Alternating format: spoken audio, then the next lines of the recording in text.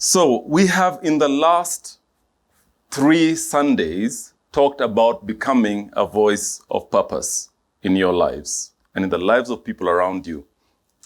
And the first Sunday we talked about impacting lifelong, which means that God requires us to be his voice in every stage of our lives to the people that are behind us and that are with us. And we shared an example of a couple that Mbida and I met who just depicted that.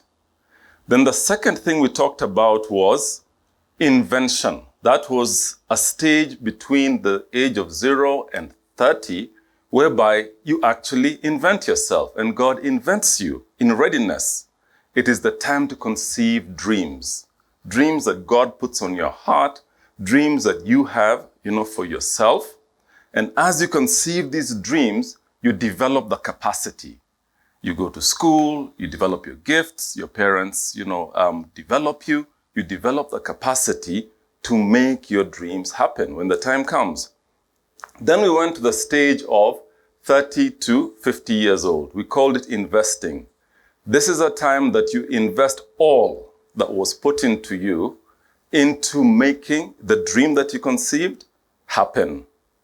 And it is a time of really launching out and leading. And if you look at it, it is at the age of 30 that David is called to become king, Saul becomes king, Jesus begins to minister. So 30, a very significant stage of life. So that's where we left off with David at the investing stage. Today we'll talk about influencing. And this is the most exciting phase of life. Life begins at 50. Anybody in the house who's 50 say, yay. Okay. Now, let's look at the census in this country. The people from the age of 55 to 64 are only 3% of our population. Only 3%. 2019 census. The people 65 and above to 101 are only 3%. So it's 4% and 3%. Okay? Now, I don't want to embarrass you in any way, but anybody who is over 50, please stand up. This is to honor you, actually. Amazing. Clap for these people. Clap for them. Yeah. Please sit down. These people are really, really valuable people. Take note of them. They have had experience. They have had successes. They have had failures. They now understand their experience, which means they have wisdom. And you want to be around that wisdom. They know how they should have done things differently, and you want to hear about that. Secondly, they are very, very knowledgeable. And if you want to have some knowledge, if you want to take some shortcuts, go and meet with these people. And it bears out in history. Paul wrote his letters in the 50s and 60s. Peter writes his letters in the 60s, late 60s before he dies. John is writing in the 80s and he writes Revelation at 90. Nobel laureates are 64 and above. You can't argue with that. They have reached this place whereby their knowledge just reaches the whole world and can be recognized as being significant and unique. Best booksellers happen at the age of 52 going on, and that age is increasing. So these people here are in that category. You need them. If you are young, and I can see many of you didn't stand up, you need them. You need to look for them. You need to listen to them. If they tell you, don't go there, they mean it. If they say, listen to me, you do it. It doesn't matter how smart you think you are. It doesn't matter how you feel against it or feel for something. Just do it. Yeah? Now, if you do that, you won't have to reinvent the wheel that they may have had to reinvent, at certain stages. You don't have to waste time in life. I'll take you back to Lot. This is the nephew of Abraham. Abraham gives him a choice to make, right or left. No question of wisdom is asked there. And Lot makes his decision and he wastes his life. Lot actually lives a lost life because he did not follow the wisdom. So, look for them. But they also need support because in a country like this, they are very few. They walk into Java and people turn around and they say, what are those guys doing here? They can see from the way they're dressed, and it's like, Anzaya, you've got brown shoes, but you don't have a brown belt. Yeah, you're not just, with it. Why is your shirt tucked in? It should be out. Those guys must be in their 50s or even close to 60. You see, we stand out, wherever we are. In a country like this, we're very few, so we need as much support as possible. Let's look and see what this season begins to look like, this influencing season. And when people reach into the 50s and 60s, their children begin to leave home. They begin to review what kind of marriage they had. In the workplace, it's like, things change. We're looking for younger people, who can do this better at a lower price. In church, it's like, And they sit here and they listen to the songs. Well, I've listened to these and I can connect, but I've been to places where there's such a lot of, and the music is loud and the lights are going green and blue and the instruments, and it's like all I can hear occasionally is Jesus here and Jesus there and so on. So it's like they're just looking around trying to figure out what is happening around me. So church becomes an interesting place for them to be. And then before you know it, they're back to the mainstream churches where the hymns are sung and they feel at home, okay? There can be a sense of this is all over. Life is over. Why? The things they invested in seem to be on the tail end. And things may not look very, very good. But however they look for you, let me encourage you. At the age of 50, David, in his life and his family, had taken a nosedive. David's family was in free fall completely. But God will show us that we can fulfill our purpose regardless of where we are. So David is in free fall. We'll come back to that. At that stage, there's also another question of relevance that's being asked. What do I have to offer people? Because the world seems to be getting along without me, and even better, without me. I can see my children are going on, etc. Yes? Now is a question of relevance being asked. David came across this question. He could no longer fight. He wasn't a great fighter. In fact, he had also begun to neglect justice. Maybe, I just don't understand the issues that these young people are going through and they're coming to me to judge. We'll see that story a little bit later. And so the question of relevance is being asked. Then, with 30, 40 years ahead of you, if you're 50, it's like, I need to reinvent myself for the future. And I need to change my mindset. Because 40 years is a long time. I can't go on in this sense of irrelevance that I'm tending to feel. And this is a question that we're going to keep coming back to. Can my future be greater than my past? Wouldn't that be exciting if my future can be greater than my past? Are they old dreams that I need to revive? Are they new dreams, that I can have? And from David's life, we can see that old dream he had of the temple is revived in a very, very large way. Now, this is the time in your lives, if you're in the 50s plus, to really, it's not about yourself anymore, being the somebody around. It is investing your lives in the younger people. Let them be the ones at the front. Reach out to the young people. And as we said in Kenya, as a person over 50, there are 5 people in their 30 to 50 who are looking to you. If we just do the numbers, right? We need to get out of where we are, waiting to be served, go out and serve. We need to listen. We need to learn in order to connect with the generation that's before us. We need to find out what their vision is and empower them to what God has called them to.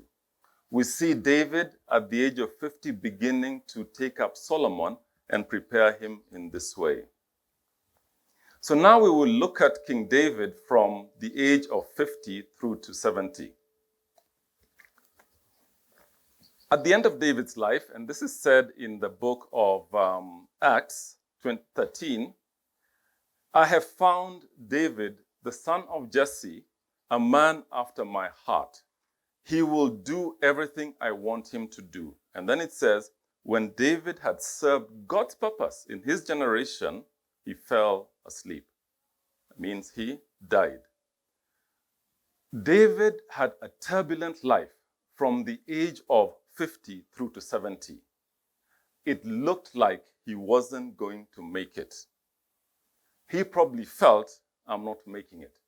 Actually, being around David at that time, David looked like a loser. And I mean it, a loser, looking at him. But at the end of his life, he had fulfilled God's purpose. So it doesn't matter what you look like now.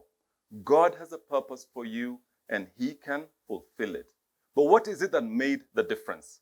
The thing that made the difference is that God put people in David's life. People who carried him through in order for him to fulfill the purpose that God had designed him for, that God had put him here for. And so we need people around us at this stage of life. We need mentoring, we need discipling, we need the voice of God in our lives in order to fulfill our purpose wherever we are. Let us look at 4 voices in David's life that put him back on the path to fulfilling God's purpose. And the 4 of them are, there is a pragmatic voice, there is a renewing voice, there is a chastening voice, and then there are voices of succession in order for David's voice of purpose to carry on into the future. Let's look at the first voice in his life. It is the pragmatic voice of Job. And Job features very prominently in David's family feuds. And those family feuds begin to show up in the 50s. And I'm going by a chronology that's been developed by others. And at the age of 50, that's when Amnon rapes Tamar. Tamar is a stepsister. Absalom, who is Tamar's brother, then kills Amnon when David is 52. Job comes around and he brings back Absalom and rehabilitates him. And Absalom begins a conspiracy to overthrow his father at the age of about 57. And at the age of 61, Absalom is ready to overthrow David at 61. Can you imagine 10 years of that kind of family life? And then Job kills his son Absalom to put down the rebellion when David is 61. That is the family life that David now has. And it dampened everything about life. Okay? If you think you're in a bad place, look at David and be encouraged that God is able. So how did David respond to all this? And you may be feeling some of these things. David blamed himself because all these consequences are because of the adultery with Bathsheba and the murder of her husband. So they were going to be with him for his whole life. He would get angry at his children. He would be deeply pained by what they were doing. He'd mourn and grieve, for instance, the death of Absalom. And in all of them, David just exhibits a powerlessness. He's actionless. He's paralyzed. And because of this, he neglects the national issues, and just his personal circumstances override his sense of duty. Let's take one major one to just sort of explain how David is handling this. So in his mid-50s, David has been working as judge since he was, very young, 30 years old when he became king. And in the mid-50s, it appears there's a slackening in his responsibility. Why do we say this? Because Absalom takes advantage of it.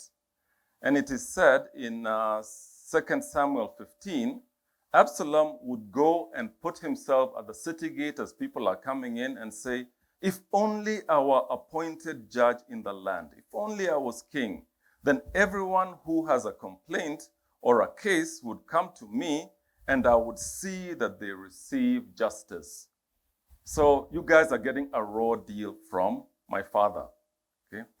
And he did this, and he demonstrated affection for people. And after 4 years, it says, he stole the hearts of the people.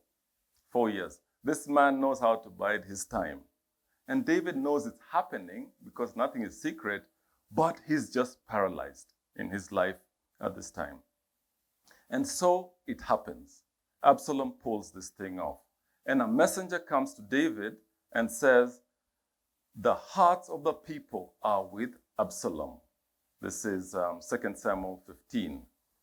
He had a massive following that included the chief advisor of David, who is Ahithophel. We'll talk about him a little later. So he attempts to overthrow his father. Now, Joab is the commander-in-chief of the army. Secondly, he happens to be a nephew of David. He is a pragmatic person. He is objective, he's powerful, and he's ruthless. And he comes into the picture to try and restore order. It was God's intention that Absalom should be dealt with. And that comes up in 2 Samuel chapter 17. So, but David, being his son, tells Joab and his commanders, deal gently with the young man for my sake. Joab must be thinking, this brat whom you didn't bring up properly, who has attempted a coup, many people are going to die. You want us to deal gently with him? He wasn't having any of that. He wasn't going to be caught into the emotions of his father, the family, etc. What he wanted was the country to run. So he puts down the coup and he kills Absalom against the will of David, but in accordance with God's will. And so here he was bringing God's purpose, God's will into David's life, who would have liked to spare this his son. And naturally, after Absalom is killed, David really wails, and he wails out loud. He mourns his son.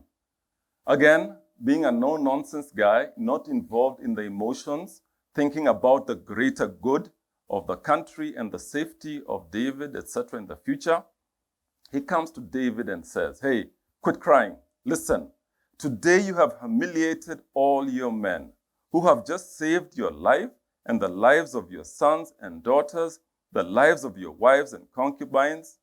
Hey, quit crying. Now get out there and encourage your men.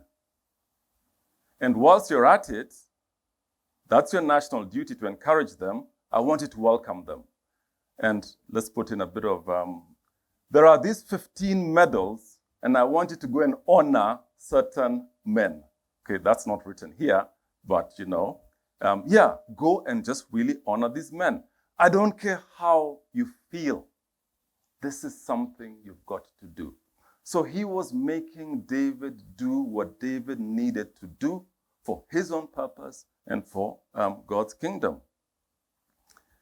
David doesn't like Job and what Job has done to him, killing his son, and at this time also forcing him to do things he should do but doesn't want to do. And so he fires Job. And who does he replace Job with? He replaces him with Amasa, who had actually led the coup together with Absalom as his general. So how are you thinking, David, about this stuff? And Amasa is not really acting fast enough. And so what does Job do? No nonsense again. He takes him out, kills him. And there's a new leader to the coup. He's called Sheba. And he sounds a trumpet and he says, "We have no share in David, no part in the son of Jesse, every man to your own tent." That was the division of Israel and Judah. Israel now, the 9 tribes, rejecting David, left with 1 tribe, Judah. And so Job goes out for the man. And he brings back the head of Sheba, dead. He blows the trumpet and he goes back to the king, having restored order and reunited the country. And it's like, hey, I'm back, David, and I'm not going anywhere soon. Job is good for David, although David doesn't like him. And so that was a pragmatic, objective voice in the life of David, a voice that he didn't like. As a point of application, the question is there a Job in your life who doesn't care for your feelings, but wants the purpose and the will of God done?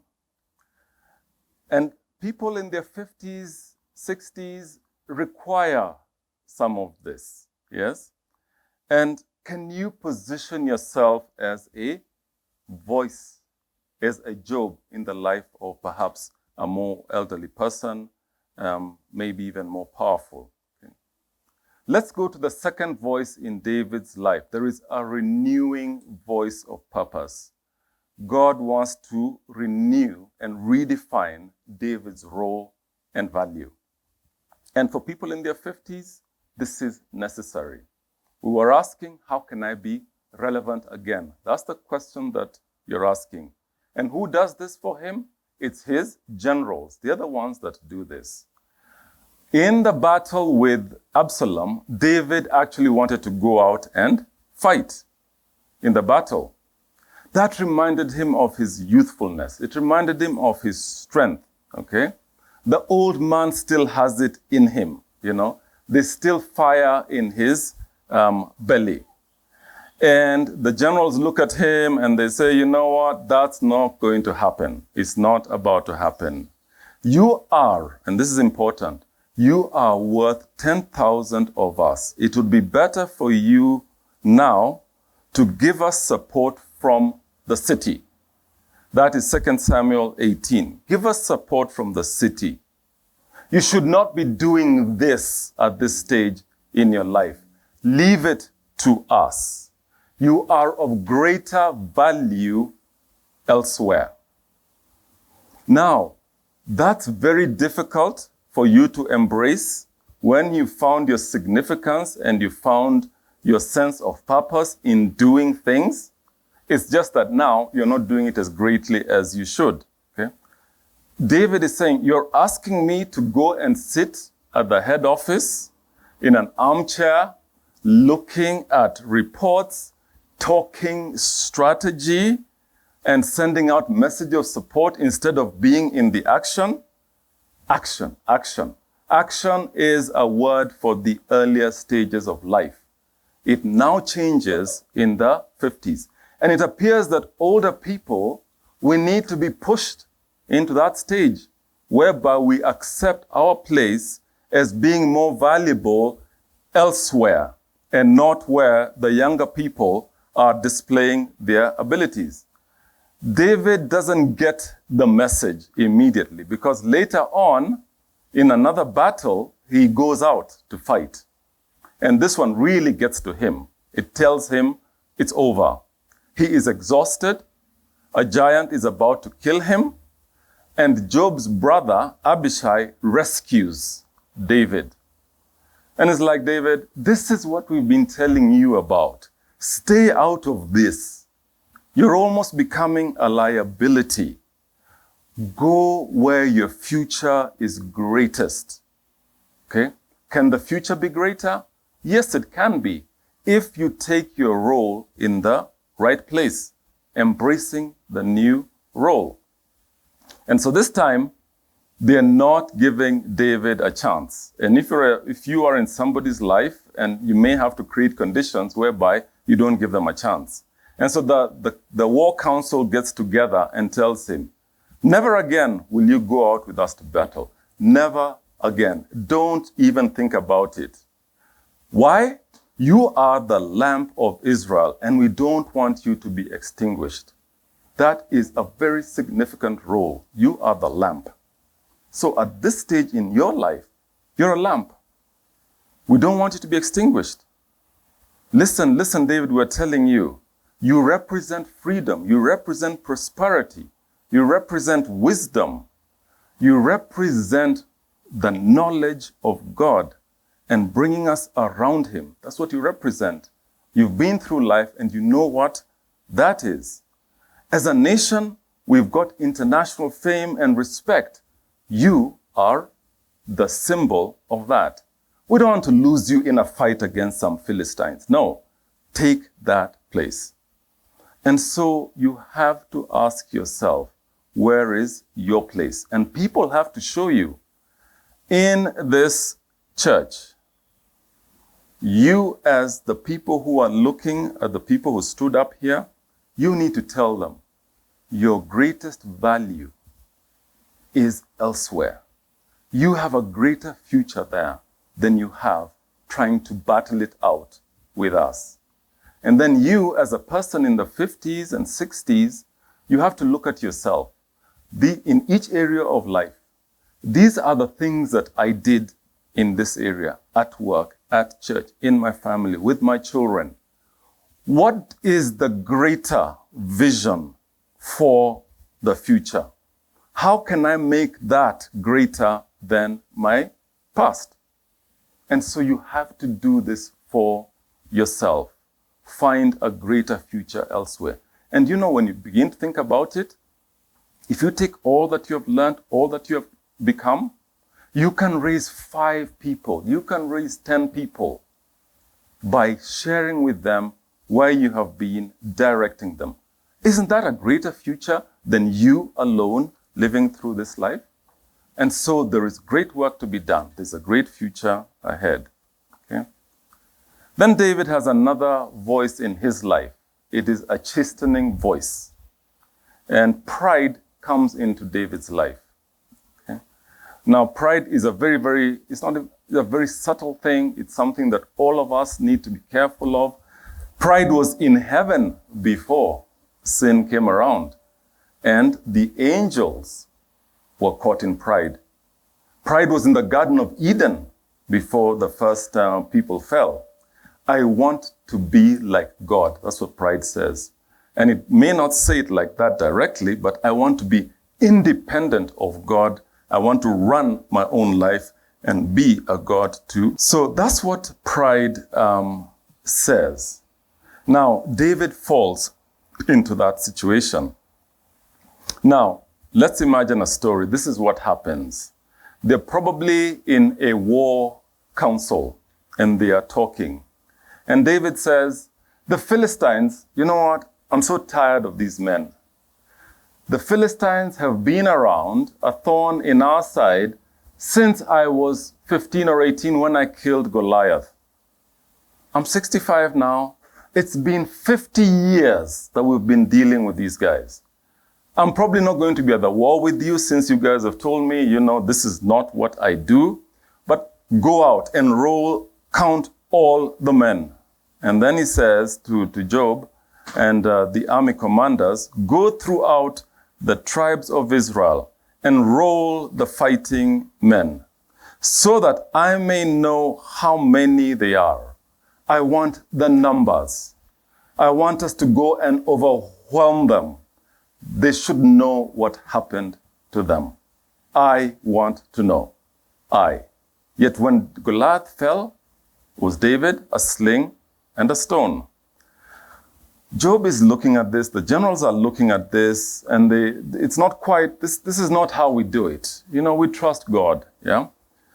And so Job says, Job is one of these guys again, he just doesn't know how to keep quiet. One of those in your life is very, very helpful. May the Lord your God multiply the troops 100 times over, and may the eyes of my Lord the King see it. But why do you ask such a thing? Why do you want such a thing? David, you're being prideful. You want to do it in your own strength. That's another, he didn't get back that answer, but that's what it is. And so David refuses to listen. I want to know my power, what I can unleash. And so he overrules Job and the commanders. Go out and count those men. Job does a half-hearted job, doesn't count the Levites, and because he just found this command, evil in the sight of God. Yeah? David was in that state of pride for 10 months. And when we're working with people, when we're discipling, mentoring, the times of wandering away can be very long. You will remember when he went to Gath, to the Philistines, he was there for 14 months. You'll remember the incident with Bathsheba, it was about a year. So people can go away for a long time. So once the people are counted, 10 months later, David's conscience is stricken after the men have been counted. And then he says, I have sinned greatly. I have done wrong. I beg you, forgive my guilt. I have done a very foolish thing. That is 2 Samuel 24. And so God sends Gad into David's life. And he says, Gad, go and tell David he has 3 options. I'm going to discipline him in this way. This is the first time in the scriptures I find God giving somebody options for punishment. They're all bad, by the way. Yes? So give him these 3 options. And of the options they're given, David picks one. 70,000 men die because of David's pride. And so God disciplines, and David is very, very sad about this. Let's notice how Gad, the person who comes into his life, what posture he takes.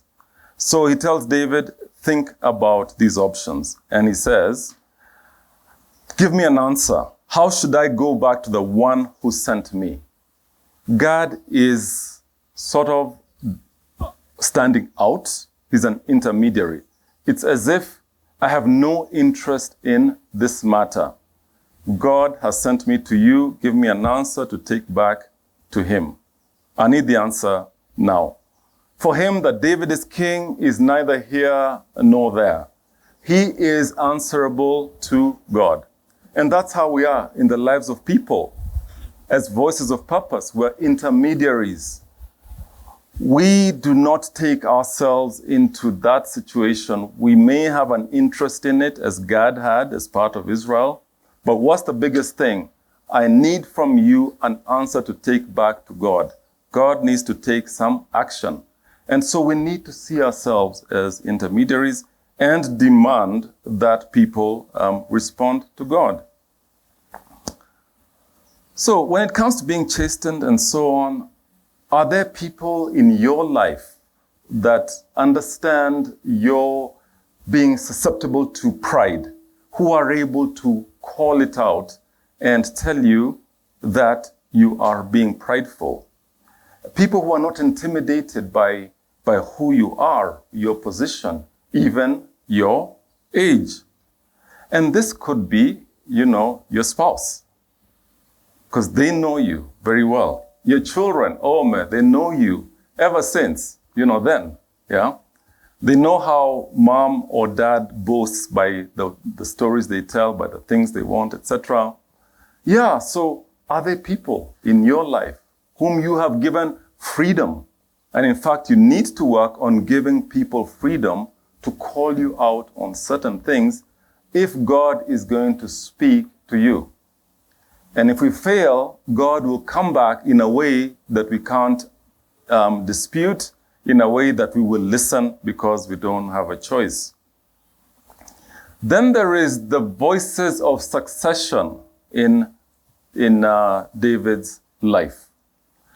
And that time comes. David is, you would call it at that stage in life, maybe he's 68, 69. He's missing in action. God told him, Solomon is going to be king, although he sees Adonijah flexing, his muscles. Occasionally he's hearing stories, but he delays in you know how it is. You've seen your parents and so on. Delays in making decisions that need to be made.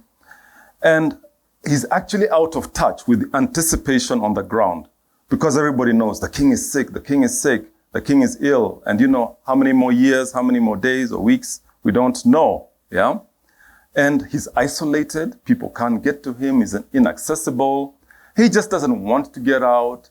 Oh, so-and-so is here to see you. Well, I don't want to see him. I'm not in that mood. Why? He is focused on his struggle to live from day to day. He probably woke up with a backache and they say he didn't have his breakfast. So you can't come in today and talk to him. He's not in a great mood and so on. The struggle to live is so big. Yet mischief is happening in the country because the country needs to move forward. And so here, Adonijah, the eldest, assumes that the kingship is his. And Nathan has his ear on the ground. Remember, Nathan has been in David's life back then for maybe 30, 40 years now. He listens to everything that happens and things come to him. He, of all people, knows that Solomon is God's choice because he brought that message to David even before Solomon was born. Solomon was going to build the temple. And on his heart, he wants to see God's purpose succeed because right now it is threatened. And he knows how to pull the levers of power. So he goes to Bathsheba and says, "Have you not heard that Adonijah has become king and our Lord David knows nothing about it? Your life is in danger. This is what you need to do so that you and Solomon are safe."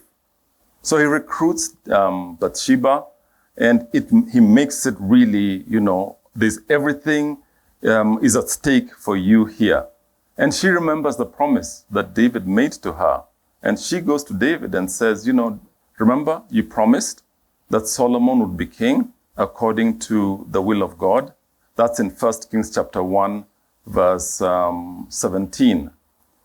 If you don't pull this off, if you don't make him king right now, your son Solomon, whom you love and have raised, is going to be treated like a criminal. Okay? David is forced to act by the two voices of purpose of Bathsheba and Nathan that were around his life. Fortunately, there were two people who could access him and tell him what he needs to hear and what he needs to do. And so he's forced into action. So come to ourselves, maybe come to your parents. Are you failing in making things of the future clear? What is your will doing not being developed? Are you building consensus around your will? Because if you don't, it could be costly and it could take many years. And we have many cases of that happening. Then the second question is the will about distributing little pieces of land that are scattered all over, the country, that they're going to find it even so difficult, to find? Or does it include the purpose of God? does it include the purpose of God? David's will was not being implemented. It included Solomon becoming king to fulfill God's purpose for Israel. And Nathan wanted that to prevail.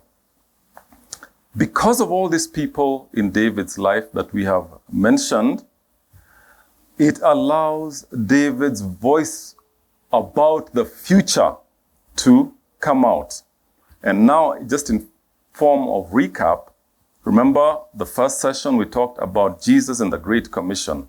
And what we've demonstrated is that the Great Commission is for you and me in our daily circumstances, our daily relationships. Jesus had a voice into the future. Paul had a voice into the future after himself. They had a message and they had a messenger. What message did David have? What voice into the future does he have? You will remember at about just after 30, when now Jerusalem is now the capital and all of Israel and Judea are together as one country, he brings the temple into the center of Jerusalem so that God's people could hear his voice, it could direct him. At about 40-ish, he's living in this lavish palace. And God's house, God is housed in a tent. You know, God deserves better than that. Let me build a physical structure for him, perhaps equal to my palace. And so he's just thinking of housing God in a more dignified manner. That's 10 years later. Another 20 years later, in the 60s, 25 years, David has a huge dream about what he can do for God. Remember, he's 5 years away from his death. He has this huge dream. Can the future be greater than the past? Yes. David is making his future greater than his past because his dream has really grown. Now, we sort of allow our dreams to shrink with time as it goes by. But looking at this, our dreams can expand. They can even become greater as the years go by. And this is how David puts it in 1 Chronicles 22. This is the house that you're going to build for God. This house should be of great magnificence and fame and splendor in the sight of all the nations. David is thinking about the whole world knowing about who God is and his greatness. And he wants to leave a symbol that will tell the world who God is. And then he says, therefore, I will make preparations for it. I'll begin investing time and all my resources into making that great future that I may not even and definitely will not be part of. So let the world know the greatness of God. He put his money where his vision, his dream, and his heart really was. Look at the places that you put your time, you put your money. That's where your heart is. That represents your dream. And it can tell you how big your dream is. And whether your dream is earthbound, whether your dream is about the next kingdom, whether your dream actually lives on beyond you. Okay? So the challenge is, as we saw with Jesus and Paul, who had a message, it's like, what will speak to the next generation, to the world to come, about Jesus that you want to leave here on earth? What will speak of that? Are you investing your time and your money in that? That message continues within your gift, within the callings of your heart? Are you working on that? Then the second thing is that there was a messenger, and David has a messenger for his dreams. And I find it fascinating that at the age of 50, David has failed in his parenting completely. No children to really show that I am proud of these children and they will be or do something. But he has learned his lessons. And Solomon is born maybe when he's 51, 52. He takes his parenting duties very, very seriously, and he raises Solomon and his brothers. Solomon is not like his brothers who want to kill their father and thinks their father is doing nothing. Solomon has great things to tell other world leaders about his father, reflecting his relationship with his father. So at the age of 52, he salvages what's left and begins to work on it, and he works on it for 20 years. And he becomes the messenger. And these are the parting words that David gave to Solomon, his son. So Solomon says to David, "Be strong and courageous, do the work." We'll come back to that, do the work. "Do not be afraid or discouraged, for the Lord my God is with you. He will not fail you or forsake you until all the work of the service of the temple of the Lord is finished." So what is it? Do the work, build the temple. That's what is on David's heart. Build the temple that will show the magnificence of God to the next world, including our kingdom of Israel. In his parting words, in this moment, David knows there's a country to run and to develop. There's administration to do. There's politics to be done. This country has grown very big. There's international affairs to be dealt with. But what does he focus on? He tells Solomon, this is what's critical. Build that temple.